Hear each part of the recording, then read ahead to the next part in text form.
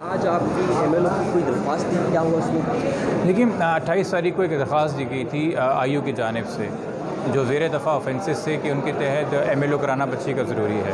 वो दरख्वास्त खारिज कर दी, जज साहब ने डिसमिस कर दी जेएम मोहतरम साहब ने पहली तारीख को। हमारे ऑफकोर्स पे रिजर्वेशन से हमारा ख्याल था कि ये मैंडेटरी है प्रोविजंस, इसमें इन केसेस में जो दफ़ात जिस नेचर की नौयत की लगी हुई है इसमें एमएलओ कराने के अलावा और कोई चारा नहीं है। हमने एक रिविज़न फ़ाइल की थी, आज मोहतरम ADJ 7 कराची इसके सामने इसकी समाअत हुई। रियासत ने तो अपना व्यू दिया हुआ है क्योंकि उनकी तरफ से दरख्वास्त थी, वो दरख्वास्त है। आईओ का भी व्यू है कि जी दरख्वास्त ये बिल्कुल मूव हुई थी हमारी तरफ से। हमने उस पर आर्गूमेंट्स किए। मज़ीद ये कि मुल्ज़िम के वकील भी मौजूद थे, उनको भी एट लेंथ सुना गया। तकरीबन 2-2.5 घंटे की इसमें आर्गूमेंट्स हुई हैं और कल अब जज साहब ने इसको ऑर्डर पे रखा हुआ है। मगर मुझे नहीं पता कि मज़ीद कल मुल्ज़िम आके आर्गूमेंट्स कुछ और करना चाहें कि नहीं करना चाहें, चूँकि ऐसी कोई बात चल रही थी, जबकि आज मेरे ख़्याल में कंप्लीट मैटर डिस्कस हो चुका है एट लेंथ। अब चूँकि ऑर्डर कल है तो मेरे ख़्याल में शायद आज की तारीख़ के अंदर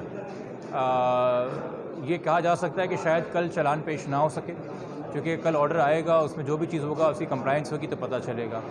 और होने को हो भी सकता है, वो अगेन पुलिस का डोमेन है, बट अभी एक्सपेक्टेड नहीं लग रहा। अच्छा सर, ये कुछ अफवाहें चल रही हैं कि पुलिस ने जो है अगवा के दफ़ात हटा दिए, इस पर वज़ाहत कीजिए कि वो कौन से दफ़ात हैं जो पुलिस ने लगाए और कौन से हटाए? देखिए, अगवा ना सिर्फ अगवा की दफ़ा लगी हुई है, बल्कि अगवा छुपाने की जो सज़ा होती है वो भी लगी हुई है। 363 अगवा है किडनैपिंग, 368 है कंसीलमेंट ऑफ किडनैपिंग। जो दफ़ा निकाली है वो दूसरी नौयत की अगवाकारी है। 4 नौयत की अगवाकारियाँ होती हैं। एक होती है बेसिक सिंपल किडनैपिंग, एक होती है बदफीली की नीयत से किडनैप करना जो दफ़ा निकाली गई है, एक है जबरी शादी के लिए किडनैप करना जो कि कभी लगाई नहीं थी, और एक है अगवा बराए तवान जिसको हम नॉर्मली कहते हैं, जो ATC का मुकदमा बनता है, वो इसमें था नहीं। हमारा ये कहना है कि 364 बदफेली की नीयत से या बच्ची को एक तरीके से स्लेव बनाने की नीयत से अगवा करना, वो लगता है जो ओरिजिनल FIR में था।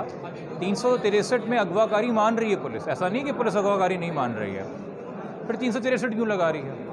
क्योंकि 363 में 7 साल सज़ा है, 364 में 14 साल सज़ा है। 10 साल से कम कभी कहीं सज़ा होती है तो बेल आसान हो जाती है। तो मुझे तो लग रहा है कि सारी की सारी तैयारी 17 तारीख के लिए हो रही है कि मुल्ज़िम को किसी तरह बेल मिल ली जाए, फसल तैयार की जाए। तो 375 जो था ऑफेंस। अच्छा, अब जो रेप की डेफिनेशन दिसंबर 2021 से आई है, उसमें जो नॉर्मल होता था पीनाइल पेनिट्रेशन, सेक्सुअल इंटरकोर्स, जिसको नॉर्मल रूटीन में हम एक एक्ट समझते थे रेप के लिए, वो अब नहीं है। कोई एक्ट किसी ऑब्जेक्ट के थ्रू परफॉर्म किया हो, बच्चे की किसी की बॉडी मैनिपुलेट की गई हो, या ओरली कुछ परफॉर्म किया हो, सब रेप के ज़ुमरे में आता है। रेप की डेफिनेशन बहुत वसी हो गई है। और पहले केसेस इसी सिंध हाई कोर्ट के हैं जहां चाइल्ड मैरिज की एलिगेशंस के साथ रेप अंडर इन्वेस्टिगेशन आया है और चार्ज फ्रेम हुआ है, बिकॉज ये शादी ही गैर कानूनी है अपनी हैसियत के अंदर।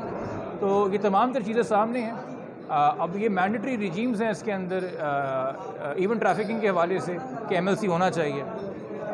बट अब जज साहब भी हुक्म बेहतर सुनवाएं, हम उसी के बाद कुछ कर सकते हैं। हम जुडिशल विज़डम के ऊपर बात कर सकते हैं, जजेस के ऊपर बात ना करें, बेहतर है।